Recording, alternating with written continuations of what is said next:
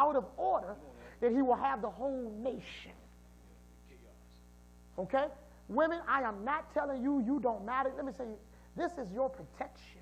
You can flow and do things in God when you got the right protection over you that you could never do when you taking the blunt that a man's supposed to take. Amen. All right, come on, Deacon. Come on. So look, I'm going to give you the story because you can't read all the verses and we got to go. He goes back home. If you see certain verses, you can hit me with the highlights. But watch this. He goes home complaining, and Jezebel walked in the house, and this had worked at home too. What's wrong with you? He's sitting in the corner, pouting. And Jezebel said, what is wrong with you? I went to go buy the vineyard, and I tried to get it, and neighbor wouldn't sell it to me. And she looked at him and said, see, because I'm going to tell you something. The woman will never respect you if she rule over you. And I'm not telling you to walk around like a he-man woman hater. I'm the big bad man. When God called you to be the head of the house, that just means you pray more. That just means you lead more. That just means you cover her, you protect her. She's the weaker vessel, but the word weaker ain't got nothing to do with lifting weights. The word weaker means she's precious. Her value is so, she like fine crystal. You got to handle her with care. She's fragile. Yes, sir. Okay? Amen. So don't think I'm on this tip about being the big bad man. Amen? Every man ought to beat his wife. Look, I figured I'd get y'all. You got him.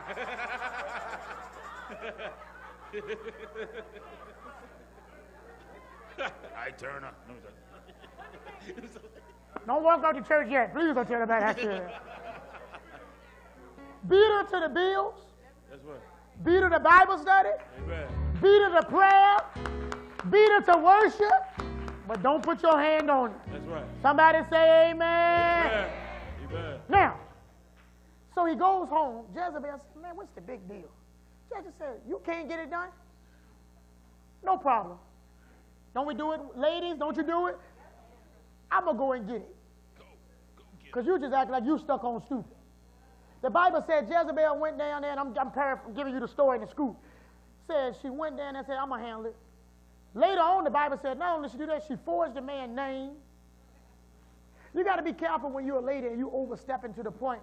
You ever see them? And this is how you know when they are. The husband just sitting there looking crazy. You running your mouth, causing all kind of division and argument, and he can't even say, honey, you need to stop. Amen. She get mad, you can't come back to church this Sunday because she mad. Ooh. Control the temper. Instead of you being a man and saying, listen, honey, we got to get it right. Okay? I love you. And it's a way to do it, right? Amen. I love you, but I ain't getting mad with everybody because, see, you'll be mad with him today and be okay with him tomorrow. God told me as a man to be a little bit more balanced and not as emotional. Amen. I ain't supposed to get mad when you get mad every time. I'm supposed to bring some what? Some balance to the house. Amen. Can y'all receive that? Amen. All right. Amen. I'm just teaching a little bit. All right, I got to give y'all the characteristics because we run out of time. All right. So what happened in the story is she went down there. First of all, Jezebel had the man killed. She made him an offer he couldn't refuse. Had him killed, forged the name, took the property right up from under him, the vineyard, and brought it back and said, here, crybaby.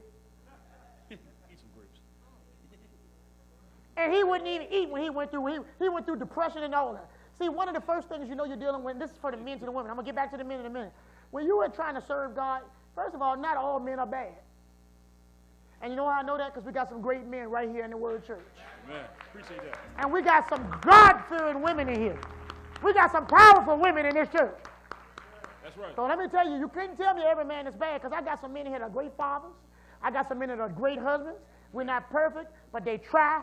And I won't even allow you to say, I'm not going to beat up on the women or the men. We got some godly people. Amen. But I notice, and don't y'all take this the wrong way, my only concern as a pastor is that too many of the good ones done got caught up with some bad material. Great day. Huh? Oh, somebody yelled from the back. All right. Yeah, me and Twan can talk. We can just scream all we want, can't we, Twan? We say what we want to say. Yeah. God will free you, you can talk. Some of y'all can't open your mouth. You're scared to death. The preachers are scared to death. The first lady sit on the front row. She give them a look. Go. Time to go home now. Time to close. Go. You know why he got to do it? Because she'll use the bedroom as a device to make him do it. It's called witchcraft. Whoa. Okay, let me go ahead and give y'all, I've been telling you I'm going to give y'all the characteristics. Now, be careful. Anytime anybody's trying to pull you from the things of God or make it so you don't want to come, let me tell you a secret. If you're here and your husband and wife don't come, don't allow that to make you feel embarrassed. You know what I found out? I just deal with it. I have seen in churches, even before this church, okay, in places, you got somebody who in position trying to do the right thing, and their husband at home giving, or wife at home giving them a hard time, and when she get mad, she know he's a person in position, or she's a person in position, she gonna not come to church. He's so embarrassed and don't want to look like he's out of place.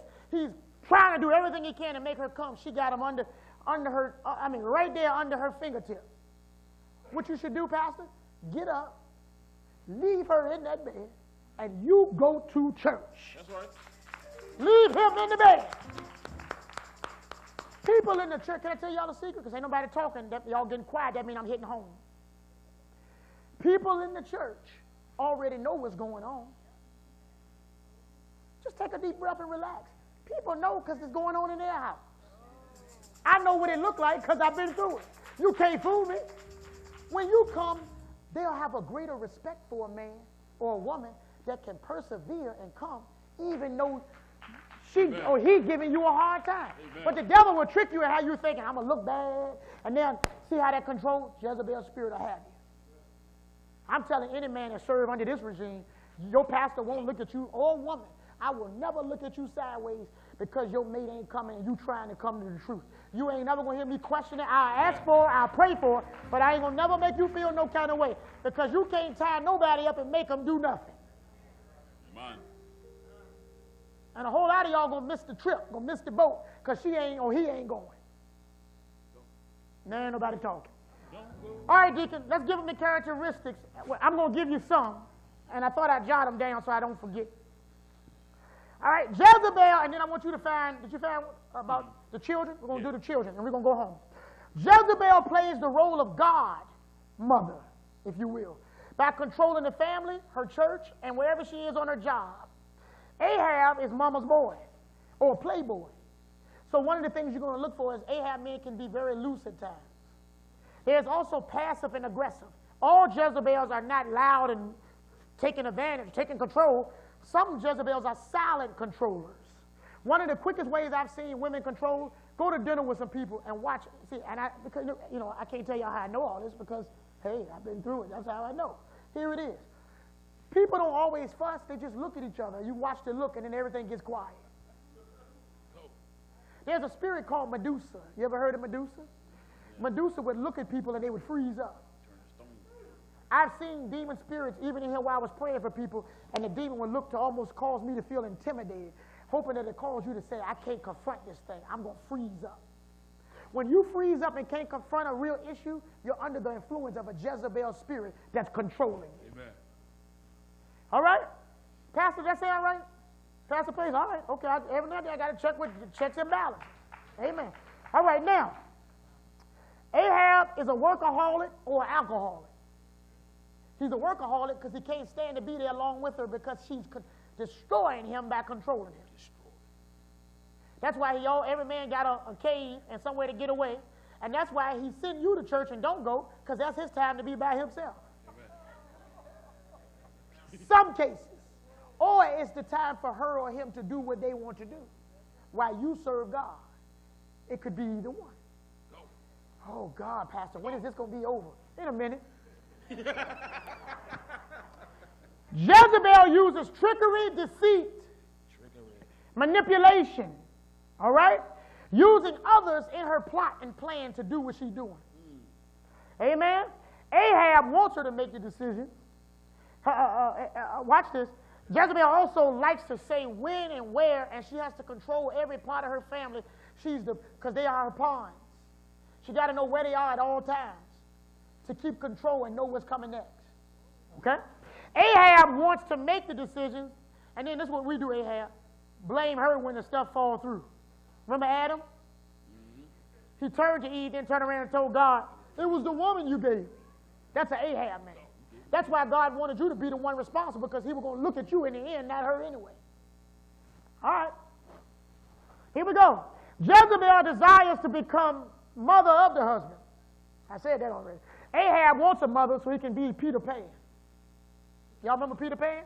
The idea of Peter Pan was he didn't want to what? And that's what happens to men. They don't want the responsibility. They're scared of it. They've been sheltered. They've been a mama's boy, and that's what we are. This society makes us just that. And let me tell you something I'm guilty of, and I've been there, and I'm telling you, men, we got to do better. I got to do better. We are so consumed with feeling good. And when women are natural nurturers, we want everything given to us at that moment, or we will pout. We want the stuff right there. We're self-pleasing. We want to be pampered at the moment, and we don't want to give much. Nobody going to say nothing. I don't care. I'm talking about me. It's real. It's real. Yeah, selfishness is in there. Everybody says selfish. Selfish. Isn't it good how we can bounce and hit the man and the woman, just hit them back and forth? Amen. And when we get finished, we'll love on each other and just do better. That's all. Amen. Now, Jezebel desires to become the mother. He's the Peter Pan. She loves, she considers a man to be her oldest son. Ahab enjoys the privilege of being that older son. So he can throw temper tantrums, pout, substituting the milk bottle for the bottle of alcohol, running to, watch this, running to other things to get him away from the danger, becoming over, listen to what I'm saying. I said, everybody said over. Over obsessed, which is already over, but I'm emphasizing the obsession with sports. One of the ways, somebody said, Pastor, you making that up. You can check any deliverance ministry and they will tell you that same thing. Over obsession with sports is a clear indication that somebody is under an Ahab spirit. Now, ain't nothing wrong with sports. I love sports. I do. I grew up on them. I like them. Nothing wrong with that. Notice I said over. You got a person, they can't come to church because they got to watch every game. They can't do things of God. The family got to wait to eat till the game go on. You got a problem, man. Yeah. That ain't normal. Anything we do in obsession is demonic. God don't do things in obsession. He does things in moderation and balance. Okay? And they're very getting quiet. Okay. She keeps the children dependent on her as long after they're grown and married. And then labels her new in-law children as new pieces of her empire. They're the new pieces of her empire, or they become her enemy in competition, which is where a lot of the mother-in-law and daughter-in-law stuff can kick off. It'll either be a Jezebel spirit in the daughter or in the mother, or either both. And that's why you'll find yourself men. See, no other pastor going to say it, so I'm going to tell you because I'm free to say it, and I can tell you. When there's always an argument, a beef between your mama and your wife, it is the most miserable thing a man could ever encounter. And nobody ever says it, but I'm going to say it. And what we need to do is teach this stuff because people are looking at me crazy, but y'all know I'm telling the truth. Let me tell you something. When a man, oh yeah, I don't care how much, listen, a man love his mama, and I'm not going to get into this argument. It take him years to love his wife the way he loved his mother, but they should never be the same love anyway. That's right. But you've been around somebody for 50 years, 40 years, 20 years, 18 years, whenever you got married, and now you're expecting somebody that's been around 2. It shouldn't even be in a match. But the good news is you ought not love her the same way you love your mom. That's right. That's right. So why are we competing anyway? Why is there a competition? There is no competition because we're loving in a separate playing field. That's right.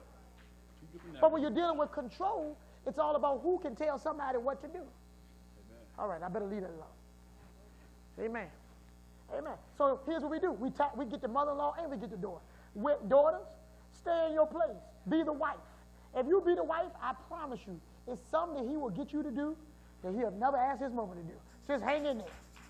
Mothers, understand that a man got to leave his mama and cleave to his wife. His wife. You are no longer to have that role in his life. Now, it's time to switch roles. Yeah, time to switch roles. Let go. Get him off the breast. That's right. That's right. Yeah.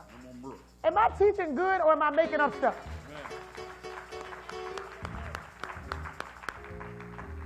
lot of people think a certain way. I have to tell people sometimes, y'all have no idea. For the years that I spent in America, I tell people any day, I can count, and this is no lie to you. Somebody say, I don't believe that about your mama. You better believe it. I can count maybe 6 times. I mean, literally, you can count on my hand how many times my mother came down to my house. Not that it's a problem, but it just ain't no place for it. It's no place for it. Every minute I'm just getting married. Listen to me. As a dad, when my son gets married, I want to support him every way I can. I have seen my dad. He's there for me.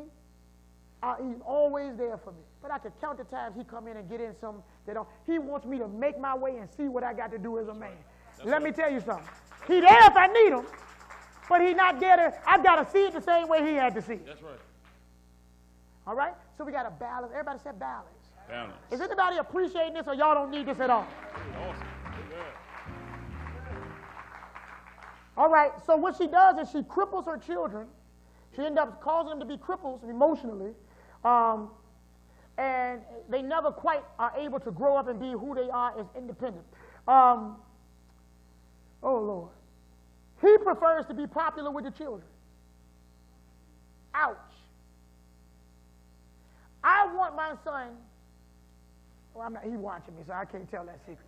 But watch for yourselves, men and women, to not always have to be the one to give in to gain the popularity. As a man, it is our obligation to take and put that house in order. Amen. If it means the kids got to hate us for a while, let them hate us. That's right. But we're saving their what? Life. Their life. That's right. All right? She's very ambitious, but end up getting over her head. Because she's so ambitious, she's always trying to gain control. She takes over more than what she can handle. She's stressed out, and she's always staying in question mode to keep everybody subordinate. When whoever's asking the questions is always in control. Okay? Now, I'm going to stop, but I'm not finished. Deacon, tell me what this will do to children. Oh, yeah. All right? Here, everybody said how to raise a crook. Raise a crook. Yeah.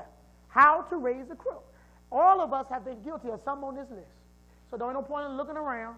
We have all raised a crook in some way because we were being raised like a crook and didn't even know better ourselves.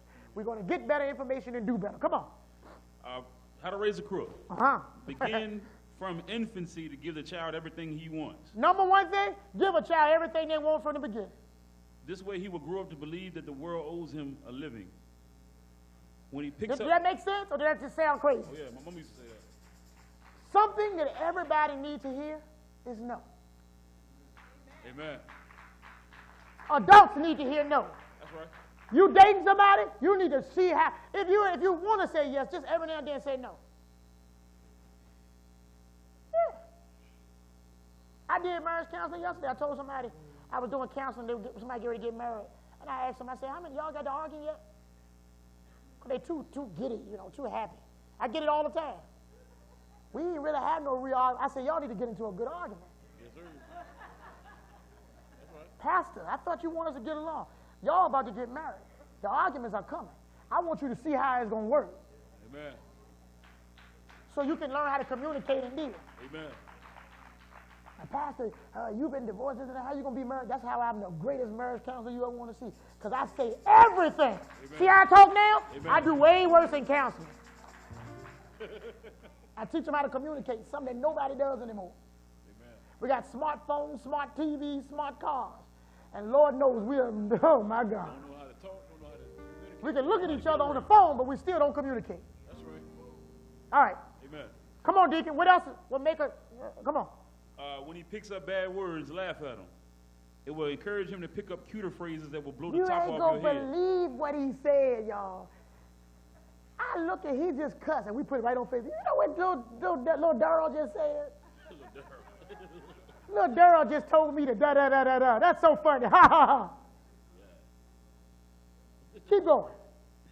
Never give him any spiritual training. All he know is all she knows is how to twerk. She's 5 years old and can twerk. Congratulations.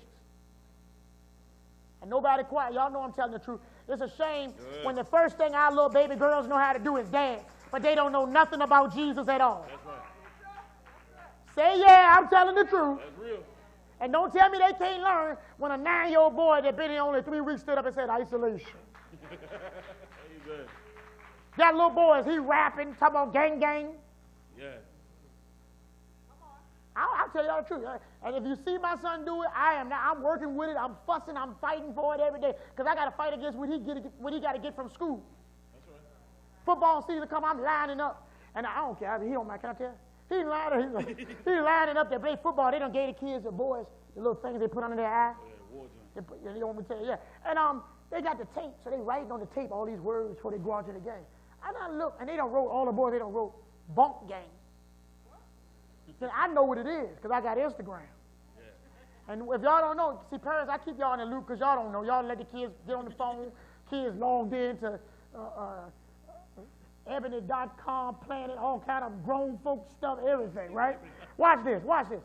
Bunk game is this dude that go around, and this is what he do. All he do is steal on camera and run. Yeah, the kid, they tripping in the back. The boys laughing. They know I'm telling the truth. Am I telling the truth, fellas? So when they do it, they steal and say bunk game. Look at Gabe say, yeah. And my little boy, here he comes. He got his head. Come on, you ain't by yourself. Gabe, you know what I'm talking about?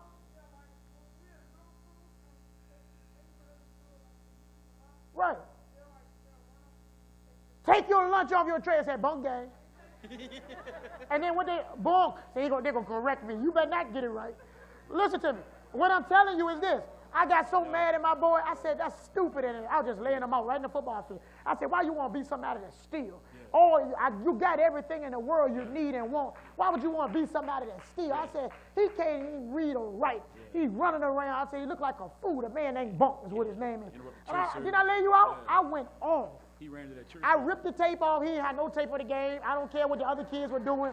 You're not going to do it under my, not under my roof. That's right. Now, did he do it? He did. So I'm not acting like that he can't. Please don't start attacking him saying, look at Pastor Robinson. I'm fighting, man, like y'all fighting. That's right. That's right. I'm fighting. That's right. Now help each other to fight because that stuff is being put to them in school. That's right. But years ago when I told everybody about the phones, I begged everybody, don't give them phones too early. Then his mama decided to give him one. Nothing I could do. It was there it is. Nothing I could do. Pastor, I thought you was a man. She was in a different house. When he was in my house, he had no phone. He don't need one now. I ain't see honor roll. I don't need to see no phone. That's right. That's right. Yeah. You know what? Our kids are smart in this church. Amen. Anything they don't do is because they're just not applying themselves all the way. And the phone is a distraction to you. I know it's a distraction to the kids because look what it do to us. Amen. All right, come on, Deacon. We got to go. Avoid the use of the word wrong. Don't say wrong. Don't say no.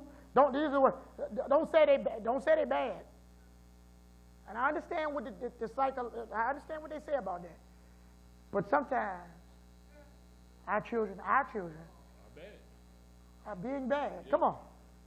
Pick up anything he leaves lying around. Yeah, keep cleaning up behind him. He's 10 years old, don't have no chores. I come in the house, man, bags of chips just laying, PlayStation controller, look like a darn party. And then here I come in there, I'm picking up while he playing the game. Yeah, kind of messes that. Come on, Deacon. Amen. Let him read any printed material he can get his hands on. And it ain't reading no more. Let him log in. Yeah. Huh? Let him see anything. Come on. Quarrel frequently in the presence of the children. Keep going. Give the child. Yeah, fuss in front of the children. Amen. Rule number 1, wisdom. Take this, husband and wife. Stop having your arguments and agreements in front of children and stop having adult conversations about other people. Because when they come to church, we know you've been talking about us because the kids start acting different. Come on now. Amen. Y'all didn't hear what I just said? That's real talk. I know you've been talking about me because now the kids tell themselves, how you doing that, Pastor? If that little 3-year-old girl walked by, how you doing, babe? Oh, Pastor. Because you've been running your mouth. Him downstairs. Don't ever do that in front of a child. And don't allow the child to see y'all disagree. Even if y'all disagree about something with them, go in the room. Come back out with one verdict. That's right. That's right. So that the child won't play you against each other. I was a master. I got so mad. I'm done. I got so mad. What you shake that tambourine out another time? I got so mad when my daddy and them, some preacher got to them and started telling them, because see, I could work my mama now. I can work my mama. Daddy said, we ain't going to do this. Oh, like, come on, you can't be real. You got to do something about this. You got to do. And there she go, trying to, and Daddy would lay his hand. Daddy put you on punishment. It would stir. He never let us off one day early. Yeah.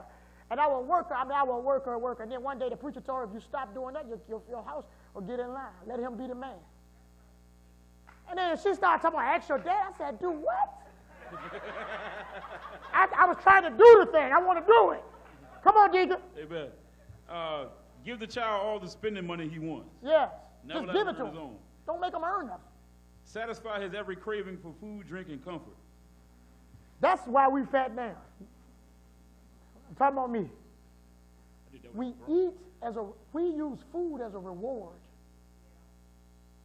Come on, people. Yeah, for real, yeah. Food is a reward and a punishment.